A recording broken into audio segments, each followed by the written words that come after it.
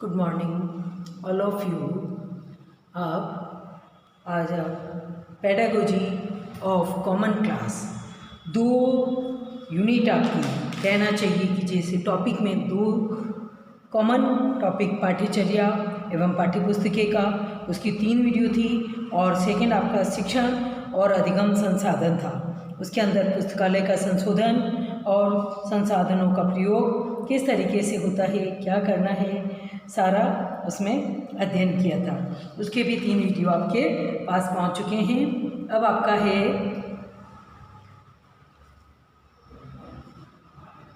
श्रव्य दृश्य सामग्री, ये भी आपको बता चुके हैं। उसके बाद का आपका 3rd यूनिट जैसे शिक्षक का व्यावसायिक विकास, शिक्षक के गुण या उनका शिक्षक की विशेषता है, शिक्षक के उपनयन के उपाय, सारी चीज़ें इसमें आती है। ये आपको कॉमन सब्जेक्ट सारे जो पेडागोजी के जितने भी सब्जेक्ट हैं आपके सब इसी में इंक्लूड हो रहे हैं। इसमें आपका है शिक्षक का व्यावसायिक विकास। शिक्षक का व्यावसायिक विकास आप किस तरीके से करेंगे, शिक्षक के उत्तरदायित्व, फिर उस उत्तरदायित्व में फर्स्ट क्या होने चाहिए, अध्यापक के गुण या विशेषताएं क्या होनी चाहिए, शिक्षक की नैतिकता का स्तर कौन सा होना चाहिए, ये सारी चीज़ें अपन इसमें सम्मिलित कर सकते हैं। अब आपका आता है शिक्षक के उत्तरदायित्व। शिक्षक के उत्तरदायित्व में आपको शिक्षण में शिक्षक की भूमिका महत्वपूर्ण है, अतः अपने उत्तरदायित्व का निर्वाह कर शिक्षक की यह भूमिका निभाता है। उसके निम्न कर्तव्य हैं। उनके कर्तव्य कौन कौन से हैं? नंबर 1, शिक्षक का मुख्य कर्तव्य है कि वह छात्रों की प्रकृति, योग्यताओं, आवश्यकताओं, रुचियों, विकास तथा सीमाओं का ज्ञान प्राप्त करे। इस प्रमुख कार्य का वह तभी सफलता के साथ पूर्ण निर्वाह कर सकता है जबकि वह बाल मनोविज्ञानी तथा बाल विकास का अध्ययन करे। शिक्षक का दूसरा मुख्य कर्तव्य वह छात्रों को नवीनतम घटनाओं की जानकारी दे जिससे छात्र व्यवहारिक जीवन की यथार्थ परिस्थितियों से परिचित हो सके। शिक्षक का तीसरा प्रमुख कर्तव्य वह पाठ्यक्रम सब निर्माण करता हो। इस कर्तव्य का निर्वाह करने के लिए उसे पाठ्यवस्तु के चयन तथा संगठन संबंधी सिद्धांतों का ज्ञाता होना चाहिए। शिक्षक का मुख्य कर्तव्य वह विद्यालय को समाज के संपर्क में ले जाए और समाज को विद्यालय के संपर्क में लाए। वह सामाजिक संघर्षों, कलह, विद्वेषों को दूर करके आदर्श समाज की स्थापना के लिए प्रयास करे जिससे भावी नागरिक तथा संतति सुखद जीवन व्यतीत कर सके। फिर उसमें शिक्षकों की जैसे अध्यापक कैसा होना चाहिए, है ना, किस तरीके से, जैसे शिक्षक से 4 बातों की अपेक्षा की है। उनका जैसे छात्रों को समझने की क्षमता, विद्यार्थियों से प्रेम और प्रभावपूर्ण व्यक्तित्व, शिक्षा द्वारा उदार दृष्टिकोण पैदा करने की क्षमता, तो ये सारी चीज़ें उसमें समाहित होती है कि शिक्षक समाज का निर्माता है। किसी भी समाज के निर्माण में शिक्षक की भूमिका अत्यंत महत्वपूर्ण होती है। हुमायूं कबीर ने एजुकेशन इन इंडिया में लिखा है कि किसी भी कक्षा के पुनरुत्थान में शिक्षक का केंद्रवर्ती स्थान है और उसकी शैक्षिक दक्षता के विकास पर शिक्षा की पुनर्रचना की सफलता निर्भर करती है। अच्छे शिक्षकों के अभाव में अच्छी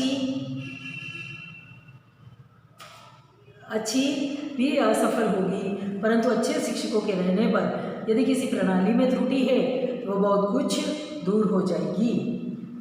अध्यापक के गुण या विशेषताएं, जैसे हिंदी शिक्षक के उन सभी गुणों की अपेक्षा की जाती है जो एक सामान्य शिक्षक में होते हैं। इसके अतिरिक्त उससे कुछ विशेष गुणों की भी अपेक्षा की जाती है क्योंकि वह भाषा और साहित्य का अध्ययन करवाता है। भाषा और साहित्य एक सामाजिक एवं सांस्कृतिक सरोकार है। वह मानव की अभिव्यक्ति और संप्रेषण का सबसे सशक्त एवं प्रभावी माध्यम है। मानव जीवन पर भाषा के माध्यम से अपने को अभिव्यक्त एवं संप्रेषित करता है। भाषा के संस्कार बालक में विद्यालय आने से बहुत पहले विकसित होने लगते हैं, लेकिन बालक की भाषा का परिष्कार एवं विकास अध्यापक पर निर्भर है। अतः भाषा के प्रत्येक अध्यापक से सामान्य अध्यापकों के अतिरिक्त कुछ विशेष गुणों की भी अपेक्षा किया जाना स्वाभाविक है। जैसे हिंदी भाषा शिक्षक के अर्थ में तो ये बात और भी प्रभावी ढंग से लागू होती, क्योंकि हिंदी अनेक भारतीयों की मातृभाषा है, इसे महादेश की राजभाषा है और इसे देश की राष्ट्रभाषा होने का गौरव प्राप्त है। इसके प्रचार प्रसार एवं गौरव को बढ़ाने का पुनीत दायित्व भी हिंदी के अध्यापकों का बनता है। हिंदी भाषा की अपनी गौरवशाली परंपरा रही है। सामान्य अध्यापक के अतिरिक्त कुछ विशेष गुणों का होना भी हिंदी अध्यापक में आवश्यक है। जैसे भाषा का संपूर्ण ज्ञान, उसकी विशेषताएं या उसके गुण कौन कौन से हैं, उसमें आप फर्स्ट पॉइंट लीजिए। गुण में हिंदी भाषा का संपूर्ण ज्ञान या सभी भाषा का संपूर्ण ज्ञान उनमें होना चाहिए। अध्यापक के संबंध में कहना आवश्यक और अनिवार्य है कि उसे भाषा का गहन ज्ञान होना चाहिए। हिंदी भाषा के उद्भव एवं विकास तथा हिंदी भाषा के विविध रूपों की जानकारी उसे भली प्रकार से होनी चाहिए। हिंदी भाषा की ध्वनियों, वर्ण व्यवस्था, शब्द संरचना, वाक्य संरचना और व्याकरण के साथ साथ हिंदी ध्वनि लिपि के परिवर्तित होते हुए स्वरूप की गहन जानकारी के बिना अध्यापक द्वारा अपने दायित्व का भलीभांति निर्वाह कठिन है और संपूर्ण ज्ञान उनको होना चाहिए। अध्ययनशील, अध्यापक को अध्ययनशील होना चाहिए। अध्यापन का व्यवसाय तो ऐसा ही होता है, उससे अध्ययनशील होने की आशा की जाती है, क्योंकि वह स्वयं अध्ययनशील नहीं होगा तो शिक्षार्थियों को अध्ययन करने के लिए कैसे प्रेरित कर सकता है। रविंद्रनाथ टैगोर ने इस संबंध में कहा है, जो दीप स्वयं नहीं जलता वह दूसरों को प्रज्वलित कैसे कर सकता है। यह बात अध्यापक के लिए सर्वथा सत्य है तथा दूसरे मनोविज्ञान इस तथ्य को भी उजागर कर चुका है कि किसी ज्ञान का प्रत्यास्मरण न करने पर व्यक्ति धीरे धीरे उसे विस्मृत करने की ओर अग्रसर हो जाता है। व्यवहार कुशल सामाजिक विज्ञान है, भूगोल है, इतिहास है या सोशल साइंस है, हिंदी है कि अध्यापक को व्यवहार कुशल होना चाहिए। वह यह नहीं जानता है कि छात्रों के साथ किस प्रकार का व्यवहार किया जाता है तथा स्टाफ सदस्यों, अन्य कर्मचारियों एवं समाज के विभिन्न व्यक्तियों से कैसा व्यवहार करना चाहिए, क्योंकि यदि वह व्यवहार कुशल नहीं है तो वह स्वयं को भय का भूत या घृणा का पात्र बना सकता है, जिसका सीधा प्रभाव अध्ययन अध्यापन प्रक्रिया पर पड़ता है। नेक्स्ट है आपका परिश्रमी। अध्यापक को स्वयं इतना परिश्रमी होना चाहिए कि जिससे कि न केवल उसका शिक्षण कार्य आसानी से चलता रहे बल्कि विद्यार्थियों के लिए भी वह अनुकरणीय हो। वे उससे प्रेरित होकर परिश्रम के महत्व को समझते हुए परिश्रम करने की दिशा में अग्रसर हो सके और नकल करने जैसी प्रवृत्ति से रोकने में सहायता प्राप्त कर सके। अभिरुचि का ज्ञान, उनमें अध्यापक की अभिरुचि साहित्य में नहीं होगी तो वह विद्यार्थी तथा अन्य लोगों को साहित्य के रसास्वादन के लिए प्रेरित नहीं कर पाएगा। विभिन्न अवसरों पर साहित्यिक कार्यक्रमों का आयोजन करना चाहिए, उसमें रुचि के साथ साथ भाग लेना चाहिए। वृत्ति पत्रिका, विद्यालय पत्रिका आदि का प्रकाशन करना चाहिए और यदि उसमें प्रतिभा हो तो स्वयं साहित्य रचना करनी चाहिए। साहित्य अध्ययन में हिंदी अध्यापक की रुचि होनी चाहिए। प्राचीन काल से लेकर आधुनिक काल तक साहित्य की प्रमुख कृतियों का अध्ययन उसे करना चाहिए। प्रभावशाली व्यक्तित्व, अध्यापक का प्रभावशाली व्यक्तित्व होना चाहिए। उसकी वेशभूषा, खान पान, रहन सहन एवं आचार विचार ऐसे होने चाहिए कि जो अध्यापक की गरिमा को बढ़ाए। जैसे अध्यापक को अधिक भड़कीले जोकरों जैसे या अभिनेता स्टाइल की तरह वस्त्र नहीं पहनने चाहिए तथा विभिन्न कटों में दाढ़ी रखवाना भी संभवतः शोभनीय नहीं लगता है। इसके साथ ही साथ वह शारीरिक दृष्टि से भी स्वस्थ होना चाहिए ताकि विद्यार्थियों के व्यक्तित्व का विकास ठीक प्रकार से होना संभव हो सके। कर्तव्यपरायण, अध्यापक को कर्तव्यनिष्ठ होना चाहिए। उसे अपना शिक्षण कार्य तो निष्ठा से समय समय पर पूर्ण करना ही चाहिए, बल्कि उसके अतिरिक्त जो भी सहायक गतिविधि संबंधी कार्य को करिकुलम एक्टिविटी या अन्य कार्यों का दायित्व उसे सौंपा जाए, उसका संचालन अथवा संपादन भी सहर्ष अच्छी प्रकार से करना चाहिए। नेक्स्ट पॉइंट है अनुशासित। अध्यापक के लिए अनुशासित होना बहुत आवश्यक है, क्योंकि वह विद्यार्थी के लिए जीता जागता उदाहरण है और वह अध्यापक को देखकर ही अनुशासित होना सीखता है। अनुशासन के बारे में भूतपूर्व प्रधानमंत्री श्रीमती इंदिरा गांधी ने नारा दिया था, अनुशासन ही देश को महान बनाता है तथा वही सफलता की कुंजी है।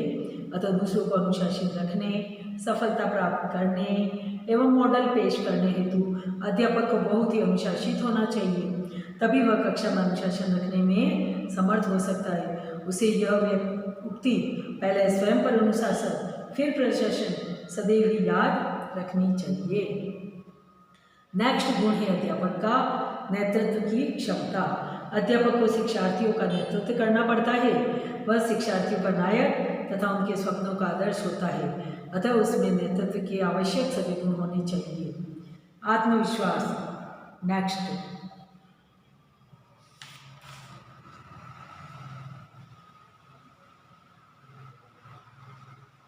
यदि अध्यापक में आत्मविश्वास की कमी है, न तो प्रभावपूर्ण ढंग से अध्यापन का कार्य ही संपन्न कर सकता है, न अन्य कार्य। अतः उसे अपनी योग्यता एवं क्षमता पर पूर्ण विश्वास होना आवश्यक है। सहनशीलता, अध्यापक को सहनशील होना चाहिए। उसे विद्यार्थियों की सभी प्रकार की समस्याओं का समाधान धैर्यपूर्वक करना चाहिए। प्रतिकूल परिस्थितियों में भी उसे आक्रामक रवैया नहीं अपनाना चाहिए, क्योंकि विद्यार्थियों के व्यवहार में परिवर्तन लाना इतना सरल नहीं है। इस कार्य में उसे कई प्रकार के अच्छे बुरे अनुभव होते हैं, परंतु उस स्थिति में सहनशील रहना ही श्रेष्ठकर होगा। सकारात्मक अभिव्यक्ति, सकारात्मक अभिव्यक्ति एटीट्यूड होना चाहिए। अभिव्यक्ति वह शक्ति है जो कि सृजन एवं विनाश दोनों ही स्थितियों में महत्वपूर्ण भूमिका निभाती है। इसलिए सृजनात्मक एवं विनाश स्थिति को नकारात्मक या विध्वंसनात्मक अभिव्यक्ति माना जाता है। अध्यापक को सकारात्मक अभिव्यक्ति ही रखनी चाहिए। जाको रही भावना जैसी प्रभु मुहूर्त देखी तीन तेसी नमक उक्त अभिव्यक्तियों एवं उनके महत्व को पूर्ण रूप से स्पष्ट करती है। स्पष्टवादिता, अध्यापक को अपने वचन एवं कार्यों में स्पष्टवादी होना चाहिए। यदि छात्र के किसी प्रश्न के पूछने पर अध्यापक को उसका उत्तर नहीं आता तो अपनी प्रतिष्ठा का प्रश्न मानकर झूठ बोलकर छात्र को गर्त में नहीं डालना चाहिए, बल्कि स्पष्ट बता देना ही श्रेष्ठ है कि उसे प्रश्न के उत्तर का सही पता नहीं है, कल या बाद में पता कर उसे बता दिया जाएगा। विनोद प्रियता, कक्षा के वातावरण को सजीव, तनाव रहित एवं तरोताजा बनाए रखने के लिए अध्यापक का विनोद प्रिय स्वभाव होना भी आवश्यक है, क्योंकि विनोद प्रियता के सहारे अपेक्षाकृत कठिन एवं नीरस विषय वस्तु को भी आसानी से पढ़ाया जा सकता है। परंतु अध्यापक को इतना विनोद प्रिय भी नहीं होना चाहिए कि अनावश्यक रूप से हंसी मजाक करने लगे और छात्र उसे बांट जोकर हास्य अभिनेता आदि के नाम से पुकारने लगे।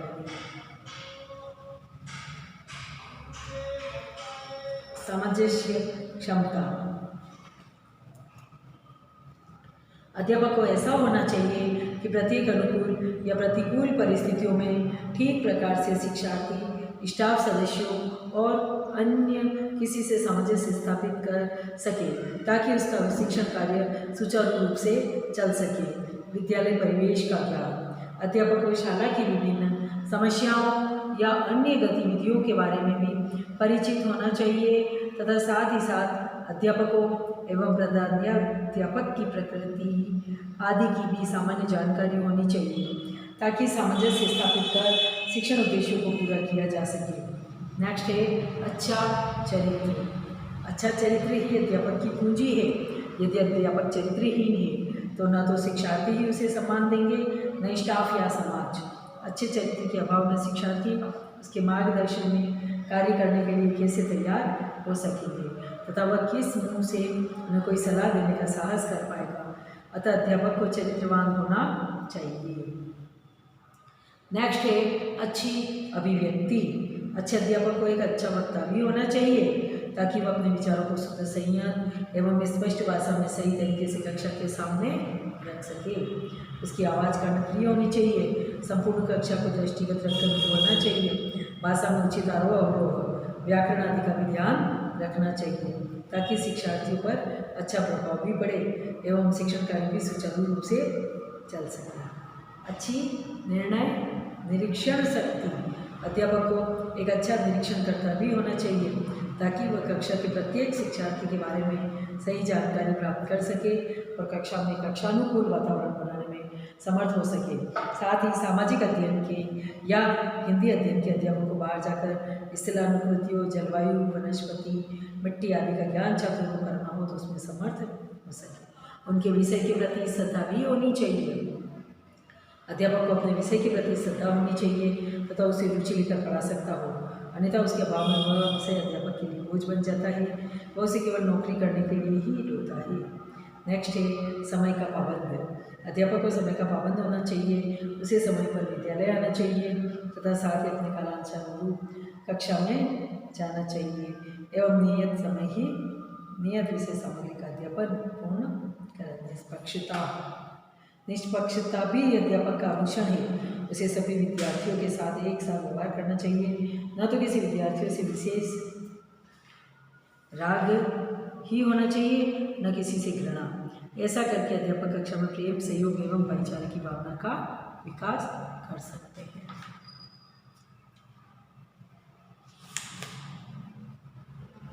फिर है शोधवृत्ति की भावना। और जैसे हिंदी अध्यापक में शोधवृत्ति की भावना का होना बहुत आवश्यक है। उसके अनुभव तभी सार्थक हो सकते हैं जब वह शोधवृत्ति अपनाए रखे। एक अध्यापक यदि अपने अध्ययन काल में समाज को नया दृष्टिकोण नहीं दे पाता है तो वह उसकी असफलता है। समाज को नया दृष्टिकोण देने के लिए अध्यापक में शोधवृत्ति का होना भी आवश्यक है। फिर है जैसे हिंदी भाषा के शिक्षक की विशेषताएं है या अन्य भाषाओं के शिक्षक की विशेषताएं। जैसे सभी विषयों का ज्ञान होना चाहिए। शिक्षक का व्यक्तित्व, जैसे सूरज सकल तो ईश्वर की देन है, किंतु शिक्षक अपने स्वरूप को उचित रूप से संवार सकता है। साफ बदन, चुस्त पोशाक, सुंदर चाल ढाल, संयत हावभाव से शिक्षक बालकों को प्रभावित कर सकता है। शिक्षक को शारीरिक अंग प्रदर्शन तथा पलक मारना, जीभ निकालना, कंधे उचकाना, हाथ हिलाना, अंगुली दिखाना, होंठ चबाना आदि क्रियाएं नहीं करनी चाहिए। नेक्स्ट है शिक्षक का धैर्य। शिक्षक में धैर्य होना चाहिए। छात्रों के प्रश्नों का खींच नहीं होनी चाहिए। उनको कॉन्फिडेंस के साथ में जवाब देना चाहिए। मुखाकृति को शांत एवं संयत रखना चाहिए। शिक्षक में अनुकूलता होनी चाहिए। कभी कभी वास्तविक कक्षा शिक्षण में नवीन बातें सामने आ जाती है जो पाठ योजना बनाते समय नहीं होती। ऐसा छात्रों के नवीन प्रकार का प्रश्न करने पर हो सकता है। क्रियाशीलता और उत्साह उनमें होना चाहिए। सहानुभूतिपूर्ण व्यवहार होना चाहिए और विनोदप्रियता शिक्षक में होनी चाहिए। कक्षा में 1-2 स्तरों पर स्वस्थ मनोरंजन के अवसर देकर छात्रों में स्फूर्ति भी आ सकती है। शीघ्र निर्णय की योग्यता। शिक्षक को शीघ्र निर्णय लेने में पटु होना चाहिए, उसमें विवेक शक्ति होनी चाहिए। नेक्स्ट पॉइंट है समान भाव तथा निष्पक्षता। शिक्षक को सभी छात्रों के प्रति समान भाव रखना चाहिए तथा किसी प्रकार का पक्षपात नहीं करना चाहिए। इससे सभी छात्र समान रूप से उसके प्रति श्रद्धा तथा निष्ठा रखेंगे। नेक्स्ट पॉइंट है नेतृत्व शक्ति। शिक्षक में छात्रों को उचित मार्गदर्शन देने, कठिनाई के समय सहायता देने, उचित आज्ञा देने, नेतृत्व की योग्यता होनी चाहिए। फिर है नेक्स्ट पॉइंट आपका शिक्षक की आवाज़ मधुर होनी चाहिए। जब भी बोले आत्मविश्वास के साथ बोले। आवाज़ स्पष्ट, लयपूर्ण तथा धीमी होनी चाहिए। न तो अधिक जल्दी बोला जाए जिससे छात्र समझ न पाए, न अटक कर बोलना चाहिए जिससे यह लगे कि शिक्षक कहीं भूल गया है। उच्चारण सही हो, स्पष्ट हो तथा उचित उतार चढ़ाव के साथ बोला जाए। शिक्षक का भाषा स्तर विविध कक्षाओं के अनुकूल हो तथा शिक्षक के द्वारा सरल भाषा का उपयोग किया जाए। नेक्स्ट है कक्षा में अनुशासन, बता ही दिया मैंने। नेक्स्ट है ज्ञान प्रदान करने की क्षमता। एक शिक्षक में को अध्यापन के समय केवल विषय वस्तु से ही चिपके नहीं रहना चाहिए, उसमें विषय से संदर्भित जीवन के विविध अनुभवों का ज्ञान ही क्षमता होनी चाहिए। शिक्षण से पूर्व की अवस्था, अंतर शिक्षण अवस्था, शिक्षणोत्तर अवस्था। शिक्षण के पूर्व शिक्षक की तैयारी। शिक्षक को अपनी कक्षा में जाने से पूर्व पाठ योजना तथा उसकी प्रक्रिया को अच्छी तरह याद कर लेना चाहिए जिससे वह स्वाभाविक रूप से उसी क्रम में अध्यापन कर सके। शिक्षक सहायक सामग्री, डस्टर, चौक, लपेट, शामपट साथ लेकर कक्षा में प्रवेश करें। कक्षा में जाते ही शिक्षक अपने साथ ले जाने वाली वस्तुओं को यथास्थान रख दे। अपनी पाठ योजना, कॉपी और निरीक्षण पुस्तकों को कक्षा में सबसे पीछे की मेज पर रख दे, जहाँ निरीक्षक बैठकर निरीक्षण कर सके। ठीक है। फिर जैसे पाठ योजना है तो प्रस्तावना है, उद्देश्य कथन है, प्रस्तुतिकरण है, ये सारी चीज़ें उसमें समाहित कर सकता है।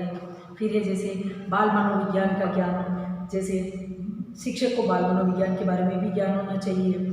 छात्रों के विकास की अवस्थाओं, रुचियों, अभिव्यक्तियों, व्यक्तिगत विभिन्नताओं, आयु एवं लिंग भिन्नता आदि उन मनोवैज्ञानिक बातों का भी ज्ञान होना चाहिए।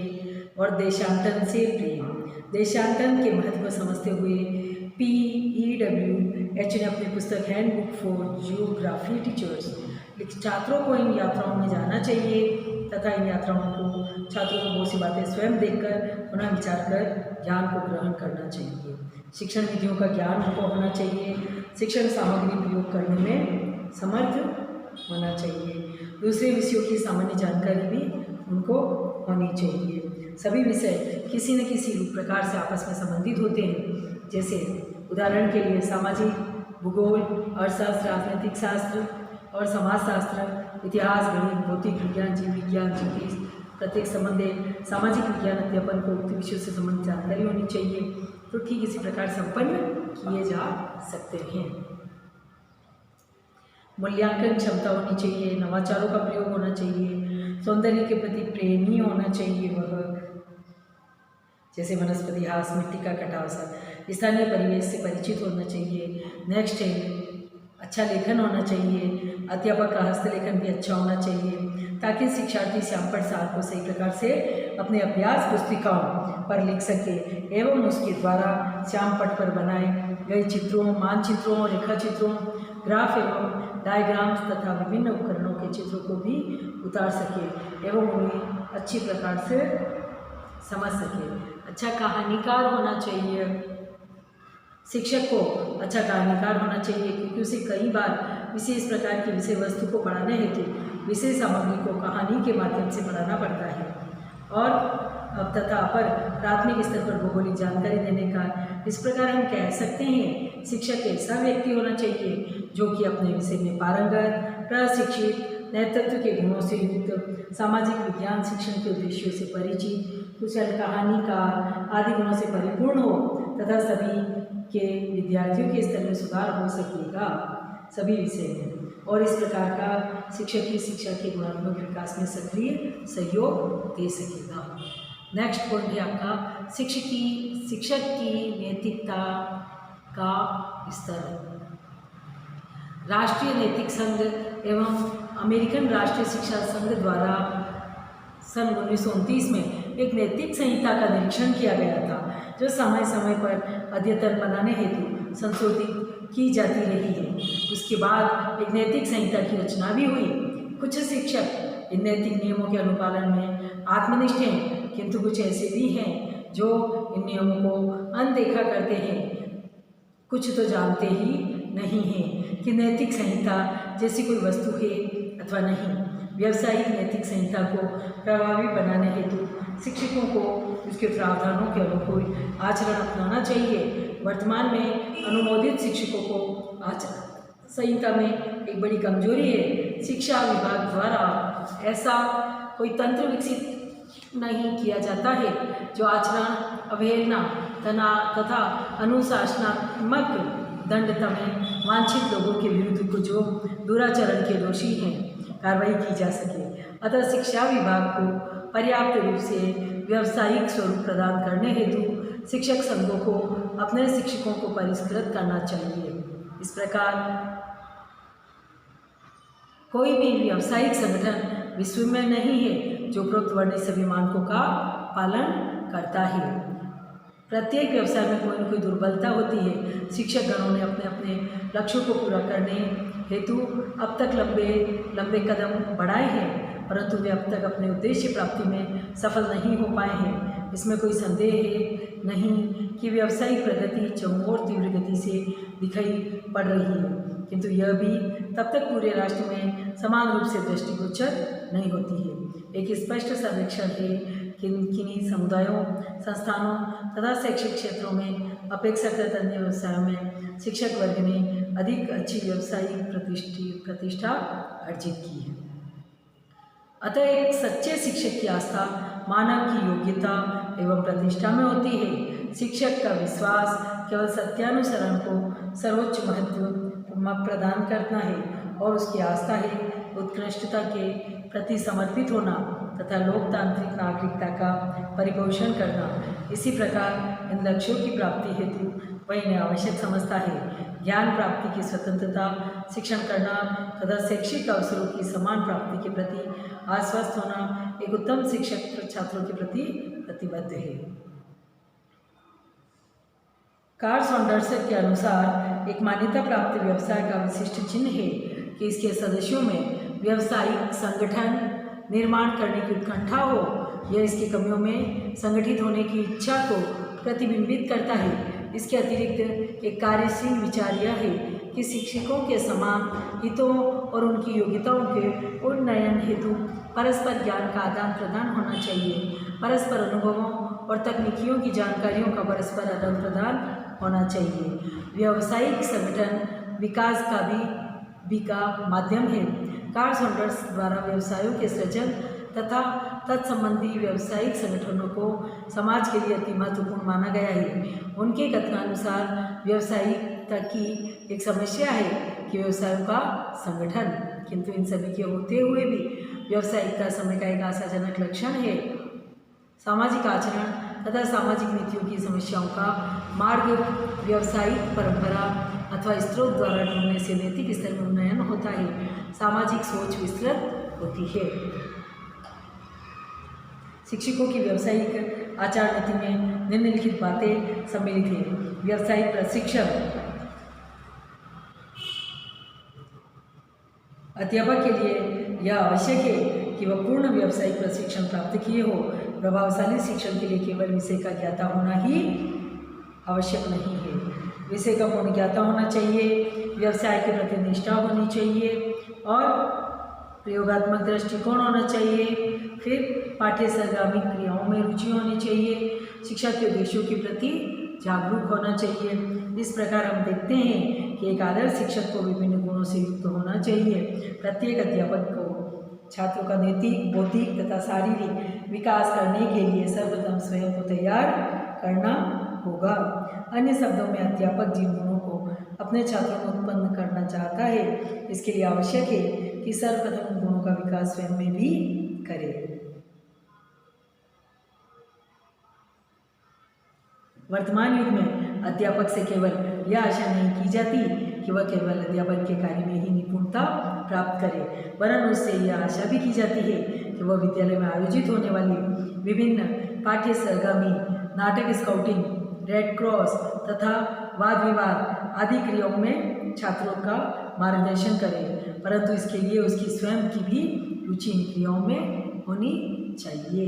आपको ये सब चीज़ समझ में आ गई होगी। ये 3rd यूनिट आपकी, जैसे पेडागोजी के जो सब्जेक्ट है, फर्स्ट आपका चल रहा था, मैंने आपको स्टार्टिंग में ही बता दिया था कि फर्स्ट आपका चल रहा था विषय की पाठ्यचर्या एवं पाठ्य पुस्तकें। उसकी आपकी 3 वीडियो बनी थी और तीनों आपके पास पहुंच चुकी है। सेकेंड यूनिट है आपका शिक्षण सहायक सामग्री, जैसे अधिगम संसाधन कौन कौन से होते हैं, उसकी भी आपकी 3 यूनिट बनी थी। मतलब सेकेंड यूनिट की भी 3 वीडियो बनी थी। और 3rd यूनिट जो आज स्टार्ट की गई है, शिक्षक का व्यावसायिक विकास, किस तरीके से उसका उत्तरदायी होता है, उत्तरदायित्व है शिक्षक का, फिर उसकी गुण और विशेषताएं क्या होनी चाहिए उसमें, और फिर शिक्षक की नैतिकता का स्तर क्या होना चाहिए, वो होना चाहिए। तो इसके जो असाइनमेंट आपको मिल रहे हैं, उस असाइनमेंट को जिस डेट पर मांगे गए हैं ईमेल के द्वारा, वो आप उसी डेट पर भेजें, क्योंकि उसके बाद में हमारे पास में सीट नहीं है तो फिर आगे आपका अटेंडेंस उसमें नहीं दर्ज की जा सकती है।